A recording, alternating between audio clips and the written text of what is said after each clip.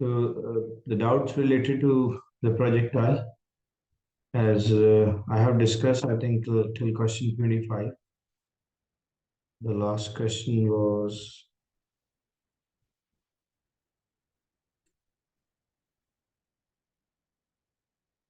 yeah, the question 25 was the last one we did.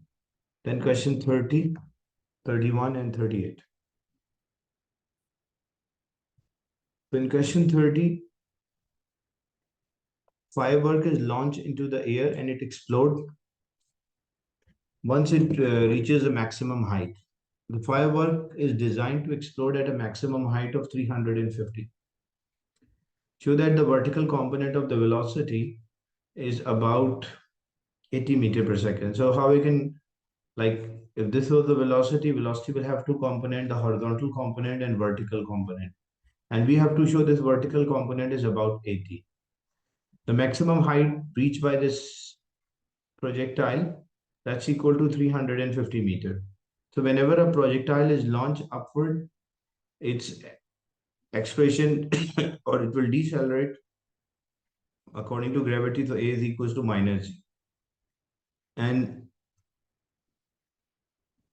if we need the initial velocity, like we can use this formula 2as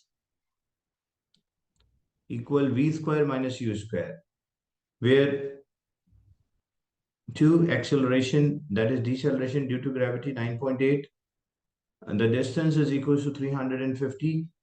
The final speed, because the vertical component of the velocity will be 0. At the maximum height, the vertical component of the projectile is always 0. So only the horizontal component will be there in the beginning. So this will be 0 square minus, and the initial velocity we don't know, that square.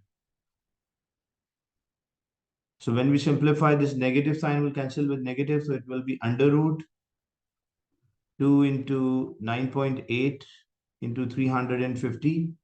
That's equals to u. Because u square is this factor, so u is equals to square root, which is about 82.9. So the vertical component of this motion is about 82.9 meter per second, which is about 80. The second part, the vertical component of the velocity at launch depends on both the initial velocity and the angle between the initial velocity and the horizontal. We have to sketch a graph to show how initial velocity, show the graph how the initial velocity required for a firework to reach the maximum height of 350 varies with an angle. So this is the initial velocity. The total initial velocity is there.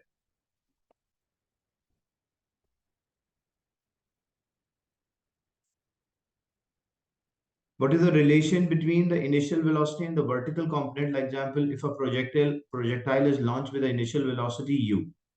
So horizontal component, if it is making an angle theta with the horizontal component will be u cosine theta. And the vertical component is equals to u sine theta. So the vertical component itself is equals to u sine theta. So if I say the vertical component, that is equals to u sine and theta. Now, we want a relation between, like we want to sketch a graph. This is the initial velocity. This one is initial velocity, the launching speed.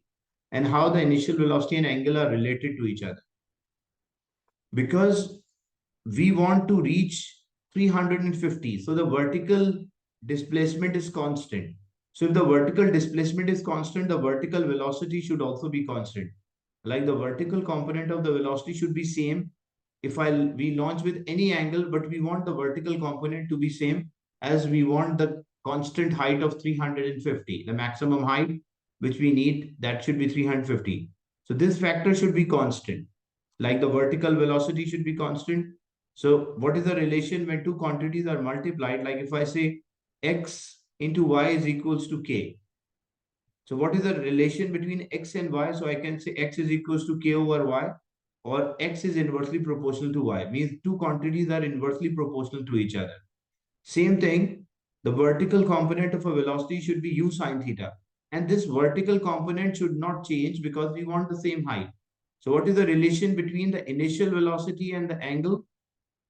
It means they're inversely like if sine theta increase, the initial velocity should decrease. And if sine theta decrease, the initial velocity should increase. So it shows that they should have an inverse relation with each other. So the vertical velocity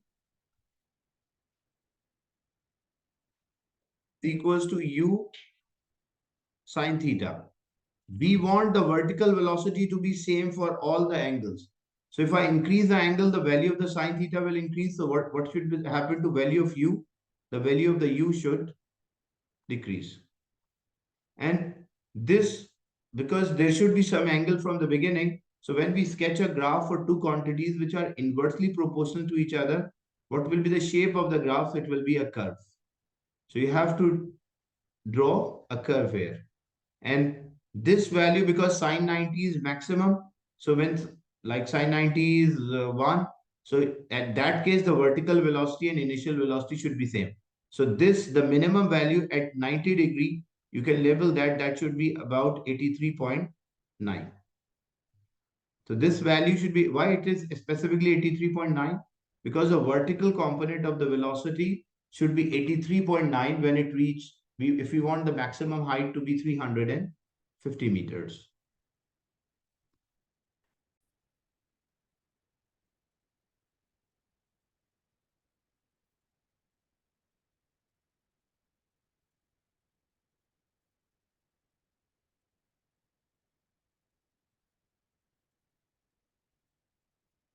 The next part, student wanted to estimate the maximum diameter of the firework after it exploded. The student estimated the time between seeing the firework explode and hearing the firework explode, and the phi, the angle from a top to the bottom. Describe how student could determine the maximum diameter of the exploded firework using the estimated data. So if student, like what we can do, if we know this distance,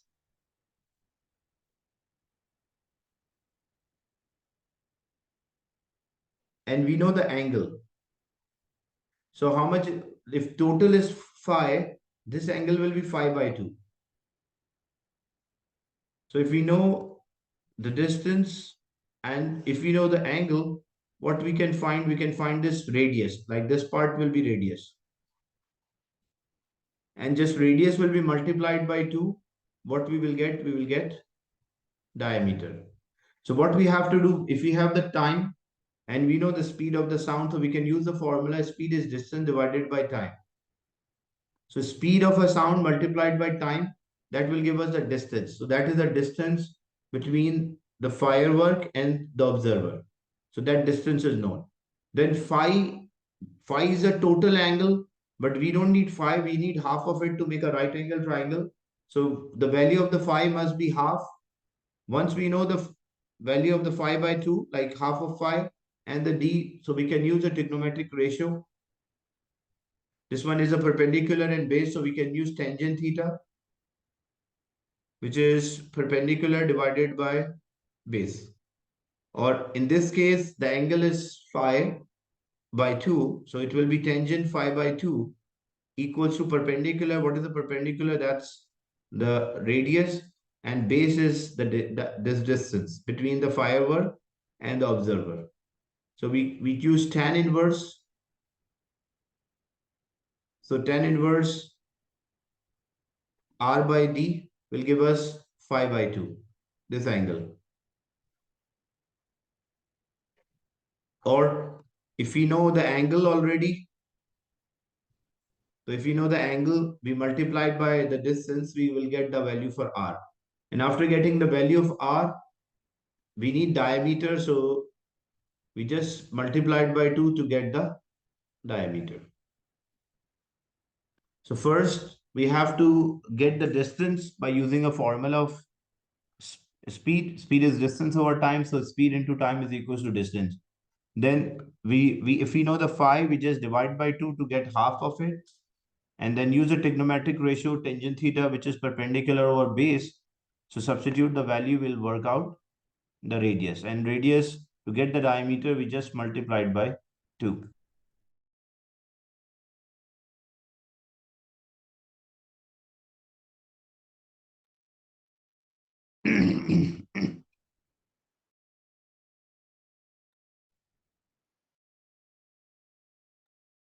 Sorry.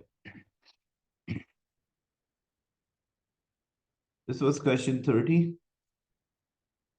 Then the doubt is question 31. In question 31, photograph shows an area of a land where the golfers can practice their golf shots. The distances are marked out along the land in front of where the golfers stand. Measure to measure a distance traveled by the ball. Two levels are available. If the lower level is used, the ball lands at the same height from which it was hit, and the higher level is used. This enables the ball to hit for further. A ball is given an initial velocity of 33 at an angle of 28. When hit from a lower level, the ball travels horizontally a distance of 92 meter.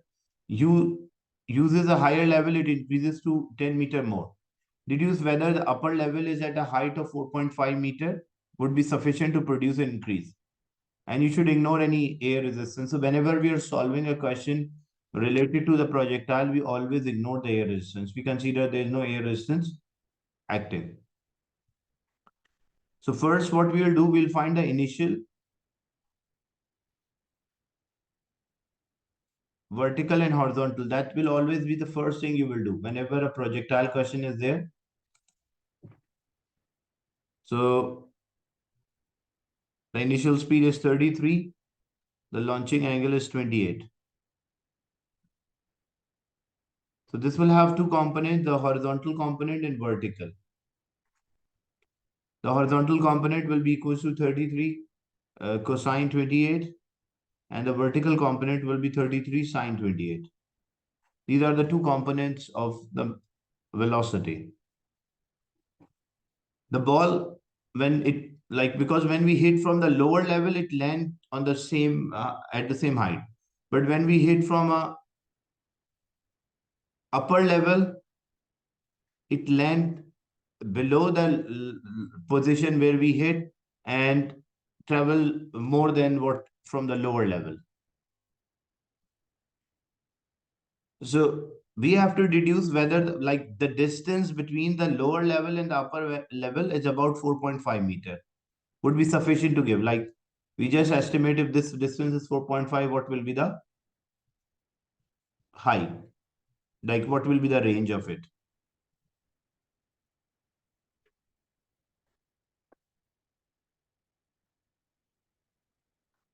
So if we calculate, like example, if this was 92 and they mention when we hit from the upper level, it land 10 meter further.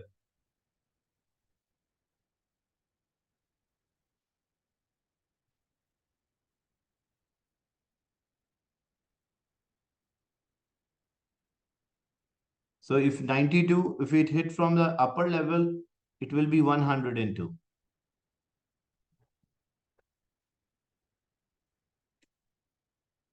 So that is a horizontal distance. And using this horizontal distance, we want to find how much time it will take, the total time of the flight, or how long it will remain in air. So how we can work out how long it will remain in air? We have the formula speed is distance over time. So time is distance divided by speed. So the total distance it covered when it hit from the upper level 102, and the speed, we always take the horizontal component of the speed. So 33 cosine 28, that is equals to 29.1, and 33 sine 28, that's equal to 15.5. So we'll take the horizontal component of the velocity, so distance divided by speed, which is 29.1.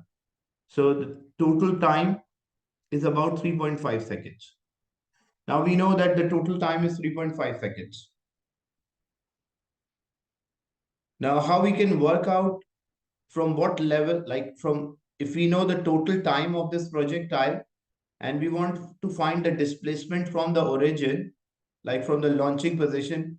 So we use equation of the motion S is equal to ut plus half a t square, where S is a displacement which we are finding, the vertical displacement. If it land on the same level, so the vertical displacement for the whole projectile, the whole journey of a projectile is zero. But if it land below the level, it means there will be some vertical displacement that we are finding, which is denoted by S. So S is equals to ut plus half a t square. U is the vertical component of the velocity. So the vertical component of the velocity is 33 sine 28, which is 15.5. So this is 15.5. How much time it will take to land, that we calculated, to cover 102 meter with a horizontal speed of 29.1. It will take 3.5 seconds. So that is the total time of the flight, or it will remain in air. So this will be 3.5 plus half. Acceleration is due to gravity, and when object is launched initially, so it will decelerate 9.81 negative multiplied by time square.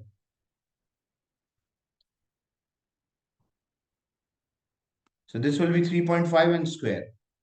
So when we simplify this, we'll get a negative answer of minus 5.87 meter. Means that to travel 102 meter and take 3.5 second, this must be like the vertical displacement which it covered from the origin, that will be equal to 5.87 meter. Why negative sign is there?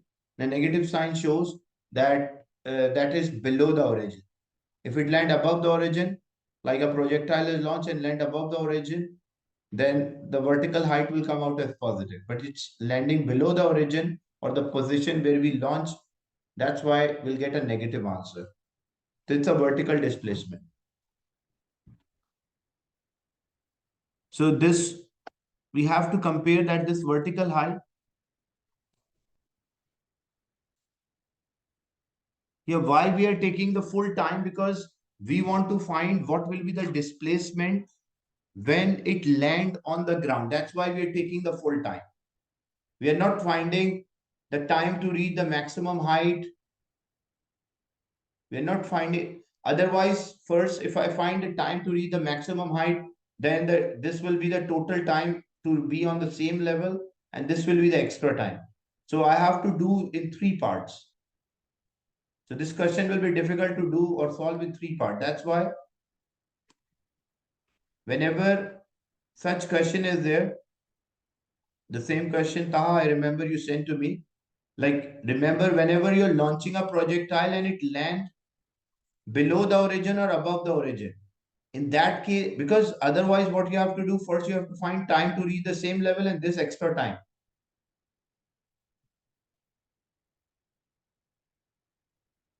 So what simply we will do, if we know the range and we know the horizontal component of the velocity, in range, we find how much total time it, because there's no air resistance. So horizontal component will not change, will remain same. So if the horizontal component remains same, we can simply use a formula. If there is no acceleration, speed is distance over time. So time is distance divided by speed. So we get this range. And after we get this time. And after getting a time, we always use this formula. S is equals to ut plus half a t square. So this S is actually the vertical displacement below the origin or above. If it normally it's coming down, so it's below the origin.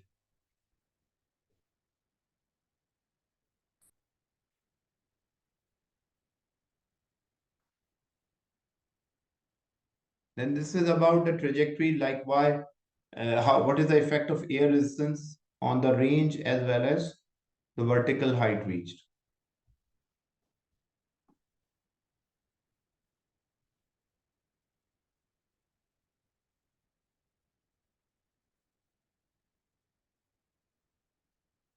Then in question 32, a distress flare may be launched from a boat to signal for help. A flare was launched from a stationary boat at an angle of 30 to the horizontal. The flare was launched to the right from the launch position mark X on the boat on the diagram, and the complete the diagram to show a part taken by the flare.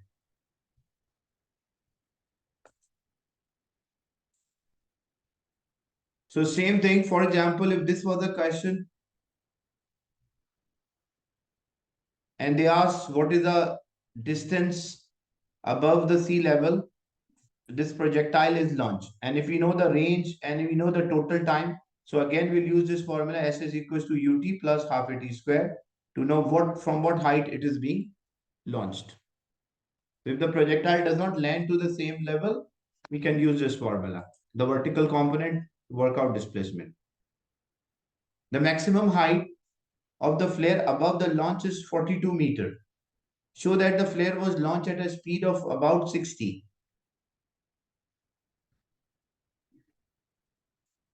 So this displacement is given.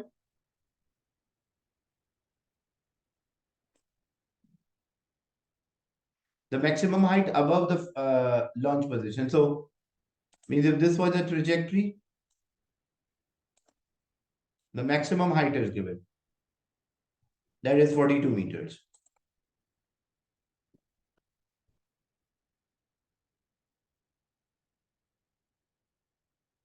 So if we know the vertical displacement, the maximum height, the final vertical component will be 0.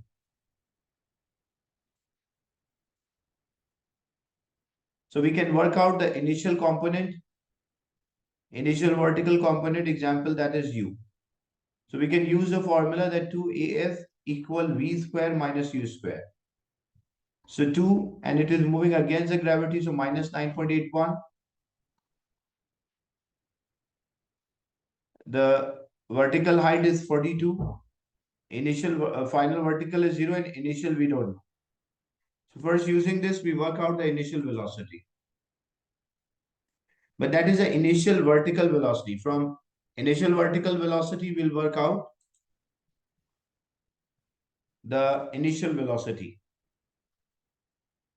So S is equals to ut, 2as equals to v square minus u square, which is the equation of motion.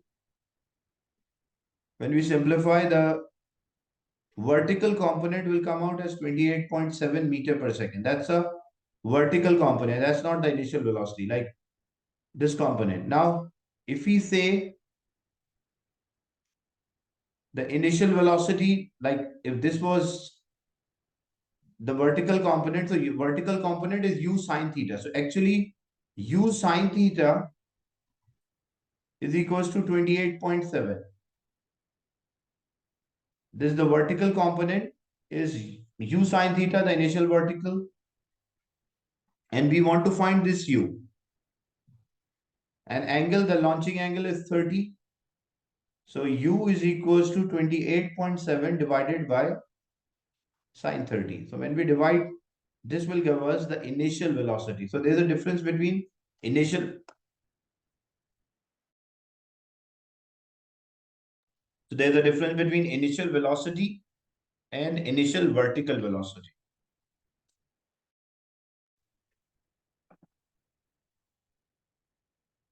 So initial velocity will be about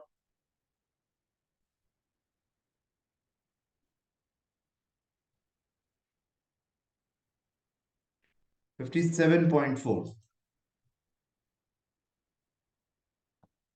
meter per second.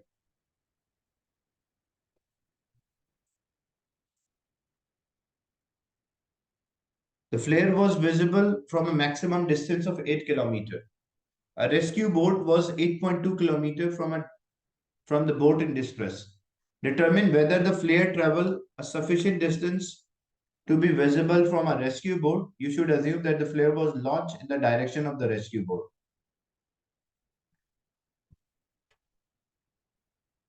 So the flare was visible from a maximum distance of 8 kilometers, and the rescue boat was 8.2 kilometers from the distress boat. So basically we have to work out range here. We have the initial velocity,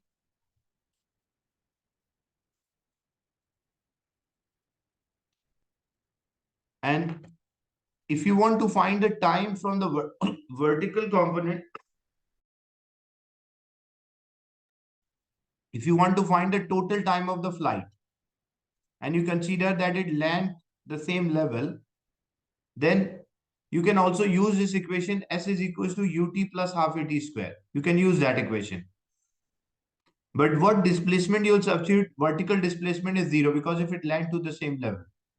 U is the vertical velocity, which is 28.7. T is the time plus half gt square. You can use it to work out. But normally we don't use this formula. Reason is that otherwise we have to use a quadratic sometimes, so it will make it difficult. In this case, we don't have to use quadratic because if the displacement is zero, then this factor move other side, like S is equals to ut plus half at square. When you substitute, this will be zero.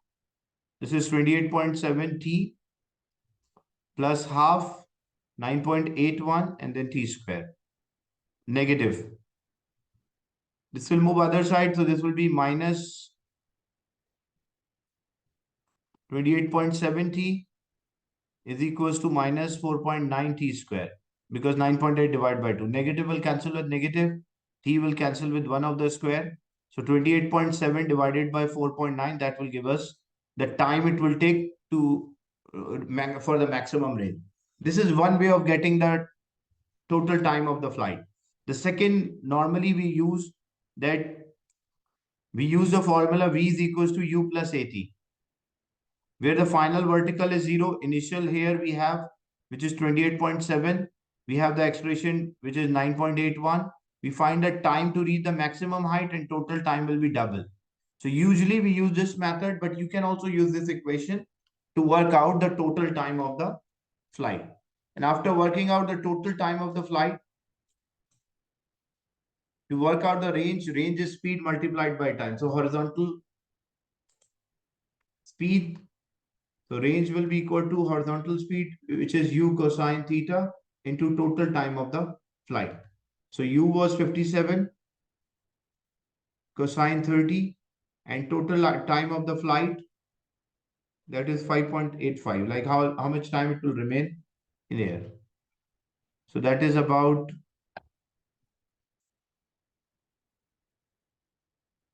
291 meter.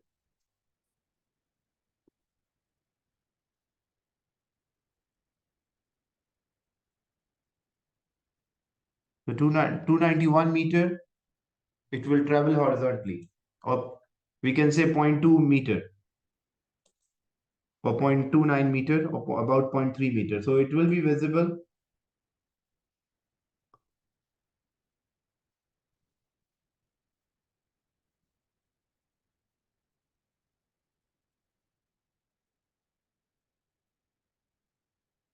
State one assumption: whenever we are solving a question related to projectile, we assume that there is no air resistance acting.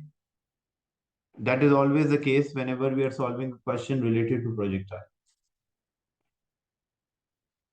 So this was the whole exercise related to projectile.